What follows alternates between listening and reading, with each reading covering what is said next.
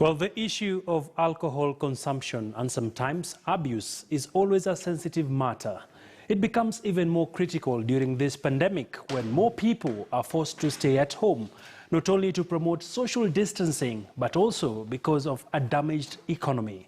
What's more, the youth and children are almost staying at home with lots of free time on their hands, and concerns are rising on the use and abuse and also introduction of substances to many people affected by the pandemic. And this is where control measures come in. Tonight, we host a special discussion on alcohol control measures during the COVID-19 period. I am your host, Abi Agina. Join the discussion on Zoom as well. And of course, you can tweet us at KT News KE, and our hashtag tonight is Front Row. For this discussion, we shall be having an interesting set of panelists, and of course, we shall be connecting with them remotely from different parts of the country. Remember, to be part of this edition, send your questions as well on Twitter using the hashtag Front Row. We are also available on Twitter, and you can also tweet me at Agina Abi.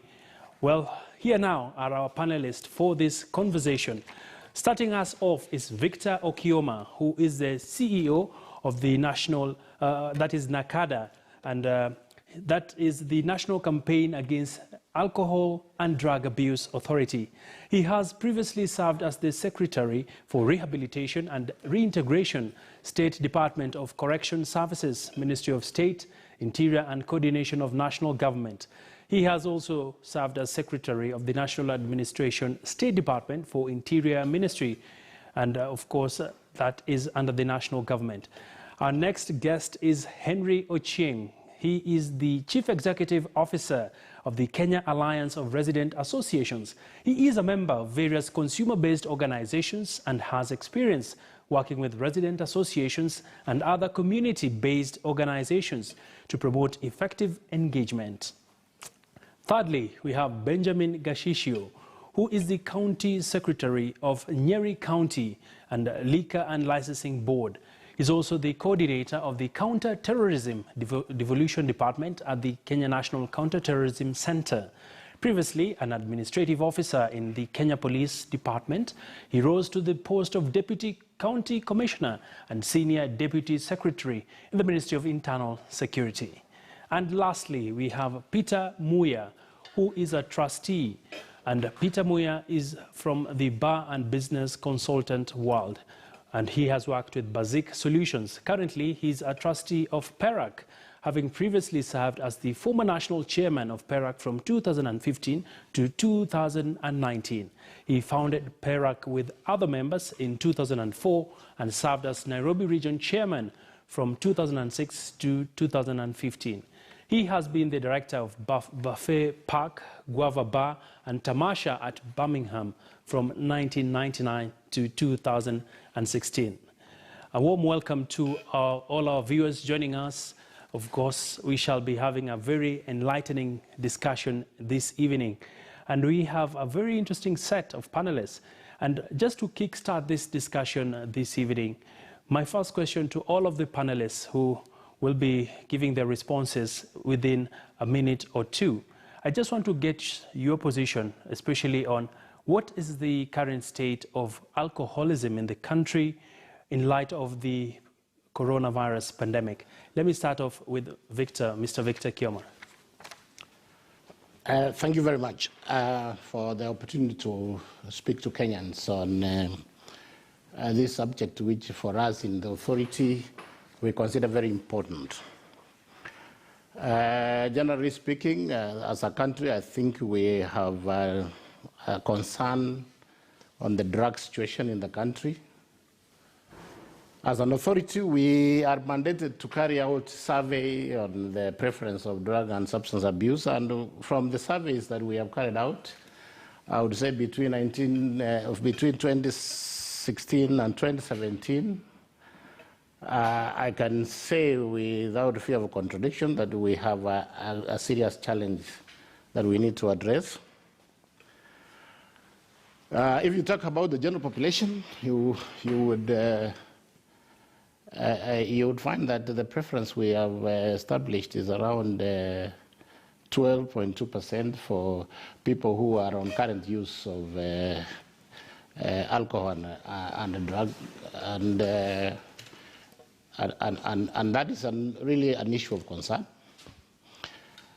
We have also carried out surveys in both primary and secondary schools, and what is shocking is that the drug situation in the general population has percolated to the young people in secondary and primary schools, and that to us is a matter of great concern. So generally speaking, I think we have a problem with the drug and substance abuse in the country. All right. Thank you for setting the scene for us. Let me bring in Peter Moya. Thank you, Abiagina.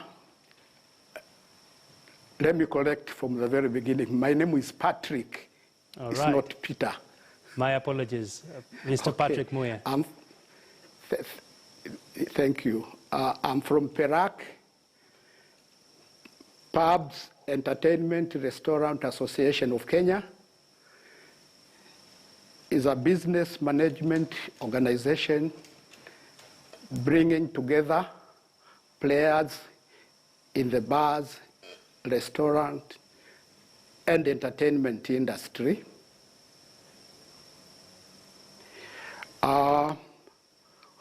We are the bar operators who have been inactive for the last 2 months. But I'm here to represent the bar owners and express our side of the story as the discussion goes on. Thank you. Thank you, Patrick, for that.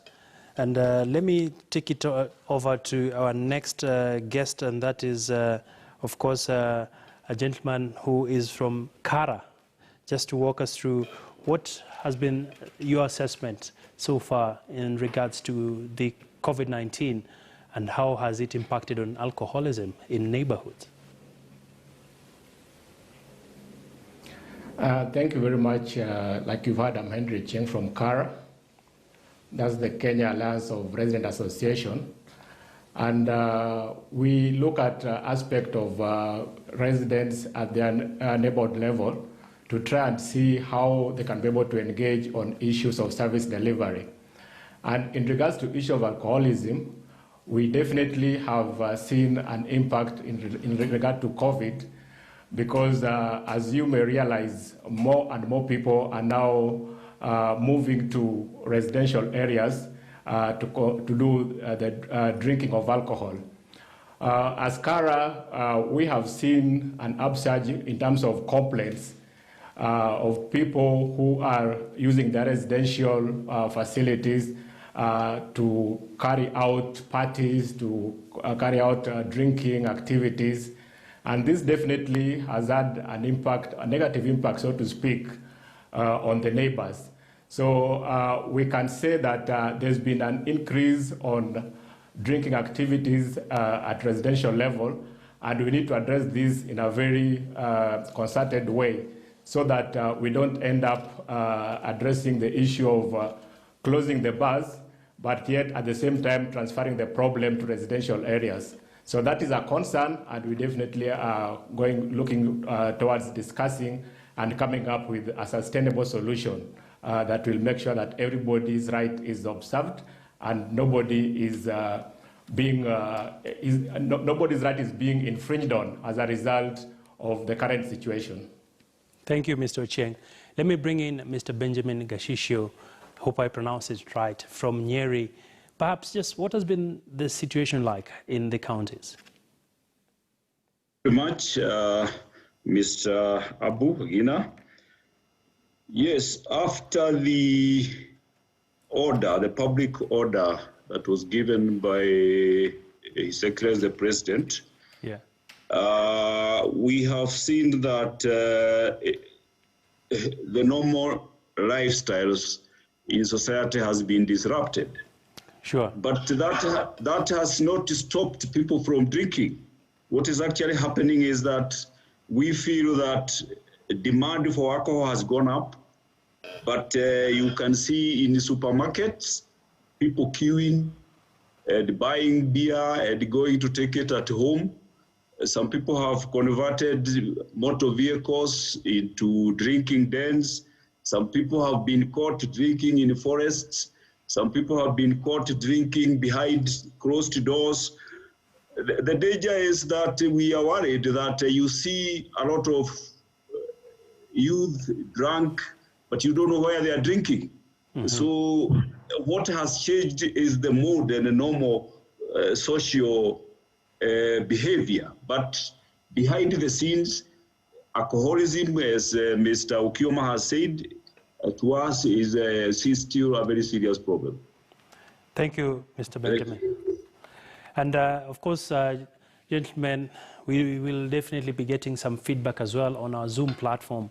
But as we carry on with this discussion, allow me to take us through the next area of focus. As much as people are at home, some are working from home following the presidential directive that allowed civil servants to work from home, and of course, private sector have also been able to implement this. How do we strike a balance? At the end of it all, alcohol is sold to adults over 18 years, but we're also seeing, as Mr. Benjamin did mention, we're also seeing the underage accessing these products from different outlets. Do you have a problem of enforcement? Let me take it to Mr. Okioma's doorstep. Yes, I think we do have a problem of enforcement because the law is very clear that alcohol is only sold to adults. And of course... All right. Sorry, Mr. Okioma. I understand we have a challenge with your microphone. We shall be getting back to you shortly. Let me take it to Mr. Patrick Moya. What would be your reaction to the issues around enforcement? You've been closed for the last 2 months. What does this mean for you over and above, of course, the law enforcers coming to do the inspections at your facilities? Yes, we have been closed for the last 2 months. As Mr. Ben Gashisho said, the demand of alcohol has gone up in the supermarkets and from the liquor stores.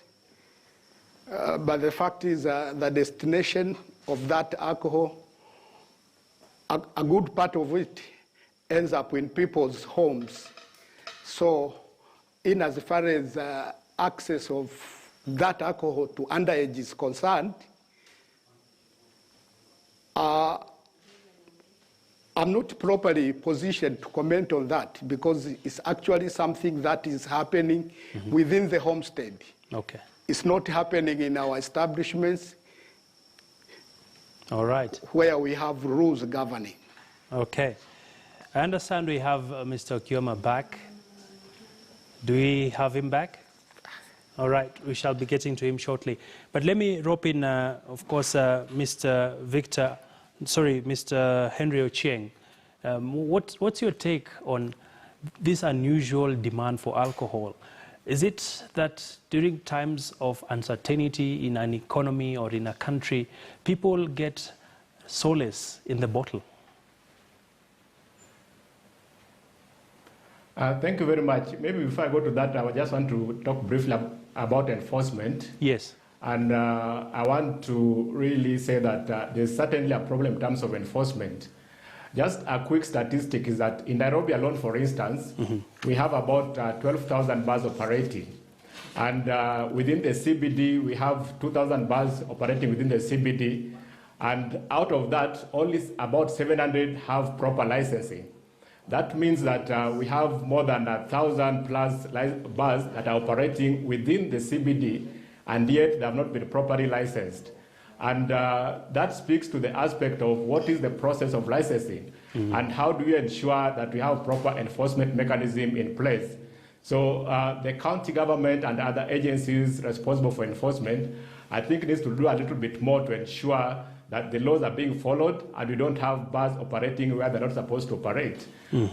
We have a situation where, for instance, before a bar is allowed to operate in a particular area, it has to apply for the license, and a notice has to be placed within the premise where it's supposed to operate, so that people can be able to either raise objection or agree with it.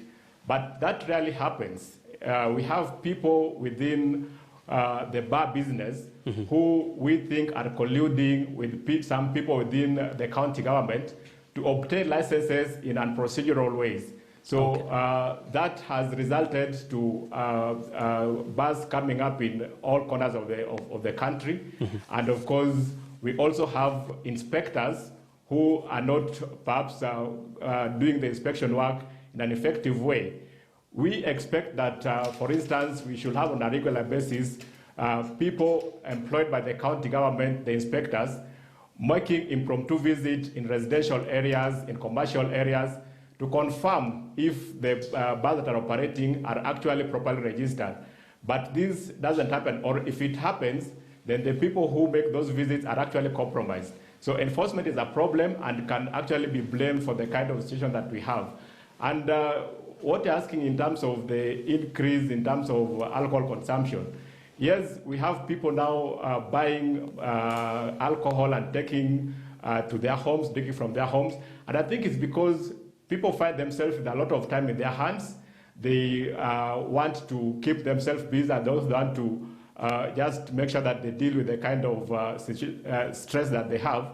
So that might lead to a situation where people are actually spending their time drinking because perhaps they don't know what else to do with their time. But I think at the end of the day, what perhaps we need to look at is how do we make sure that we educate the masses so that they understand, first of all, how to behave during this kind of situation, but most importantly, they also understand what steps they can be able to take, for instance, in a residential area. If there's a bar that is operating or people who are operating in a residential area and maybe taking alcohol without having proper licensing and proper, without observing the guidelines that are in place. So awareness needs to be put in place, also enforcement needs to be put in place, but also concerted partnership between various stakeholders. Thank you, Mr. Cheng. We now have Mr. Okioma back online. And back to the question around enforcement. Serious allegations being raised there by Mr. Cheng around weak enforcement. And of course, he did give out some very startling statistics indicating that out of the over 12,000 bars that are operating in Nairobi, only 1,000 of them have, actually 700 of them have proper licensing. As you react to this question, also give us some more insights around enforcement measures that you have been taking as NACADA. As I was saying, enforcement is a challenge, but the way I want to look at enforcement is that it's a responsibility of all of us. When we talk about enforcement, many people would like to assign that responsibility to the police and other law enforcement agencies. But for me, enforcement is basically a responsibility for all of us. Now, you have raised the issue about young people accessing alcohol. We, as an authority, have a lot of concern around that issue. Because from the surveys we have done, young people as young as 11-year-old have accessed or have tested alcohol. And the question one will ask is, how do they access, an 11-year-old, how do they access this? Obviously, they access it from their homes. The home environment is not a safe place for young people because as adults, we are drinking in their presence, and therefore we are imputing a value that it's okay to drink. The other issue is that we have a big challenge with online sale of alcohol, and that is, as an authority, an issue we are trying to grapple with. And our greatest concern is that the online alcohol is that a young person can sit somewhere in the city stadium and order some drink, and it will be delivered by somebody in a motorbike. You see, under normal circumstances, if you went to a bar, a shop that is selling liquor, one would be asking, who is this person that is trying to access alcohol? But when you are doing it online, how do you guard against the young people accessing the alcohol? That is an area where we have a lot of concern, and it's a big challenge And by the way, one of the things that you will observe from this period under the containment measures that the government has put in place, closing bars and other places of entertainment, is that there is a remarkable upsurge on online sale of alcohol. Mm-hmm. That is a big problem. Others have moved the bars to their homes, and you know, when you're drinking at home and the young people are there, obviously when you walk out, they will take over from where you have left. So these are some of the reasons that have made it possible for young people to access alcohol. Yeah. And there are many other reasons. When they go to, for example, when they are in school under normal circumstances, when they go for games, or when they are closing the schools and going home, the survey tells us that that is actually the opportune time for young people to indulge. Yes. And therefore, really enforcement for me is all of us. So it's a collective effort. It's a collective responsibility. Okay. The teacher. How do young people access alcohol in their schools? It is through the watchmen, it's through staff, it's through their own friends. We have cases where some young people are actually trafficking bangi and alcohol in schools. And their work is basically to just do trafficking. They are doing business. They are not going to school to learn. They are only disguised as students, but they are doing other things. All right. Thank you for making that point, Mr. Okioma. Let me take it to Mr. Patrick Moya. Well, as much as the containment measures were set up by the government that required all bars and pubs to be shut down, how has this impacted on businesses? And what is the current state of affairs in terms of how likely are they considering reopening in light of the current state of affairs in the country?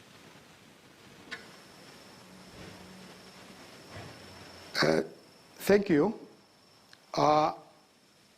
Sure, just as you said, we have not been operational for the last 2 months. So there is no business to talk about in the last 2 months because the closure was total. The members of the type of bars that I represent are law-abiding. They closed when they were asked to close. And the effect on business was bad because all our employees went home. The bars couldn't meet their usual regular obligations like utilities, rents, and other things. On the part of underage accessing alcohol, allow me, Mr. Gina, to just mention that it's not really a big issue in our outlets because, number one, our outlets are not cheap. Players in this industry invest a lot, and as such, they would like to recoup their investments. So it's not really attractive to the 17-year-olds who hardly have any purchasing power. This alcohol, as far as we are concerned, is accessed elsewhere. In a market survey that was done 5 years ago, Kenya Breweries, together with Perak, conducted a survey, a campaign that was deemed like under 18 as Ipewe. Ipsos Sinovet made a survey and found the following about access of alcohol to underage. 32% said that they were given alcohol by their friends. 23% they were given alcohol by their siblings. 14% said that they saw the alcohol at home. So in other words, waliiba pombe ya wazazi wao. Okay. 5%, 5%, they said they started drinking from school. Only 12% said they first had their alcohol in the bars. We don't deny that they had their alcohol in the bars, but then bars are of different types. The kind of bars that I represent, the bar owners, together with our customers, who are our friends, Yes. we are also parents as well. So we cannot sit in our places drinking with parents and their 17-year-olds. So that is really the opinion from the bar owners' side. Sometimes we take a lot of blame, but I think this blame of underage access to alcohol lies somewhere else. All right. Thank you. Thank you, Mr. Moya. Well, on that note, we want to go on a quick commercial break. Remember, this is a special edition of Front Row, where we are focusing on alcohol control measures in light of the coronavirus pandemic. How are we coping as a country? Have we set the right measures in place towards preventing alcoholism? We'll be also roping in a recovered alcoholic who will be joining us in the second part of the program. So far, keep it locked here on KT News. We're coming back after a short break.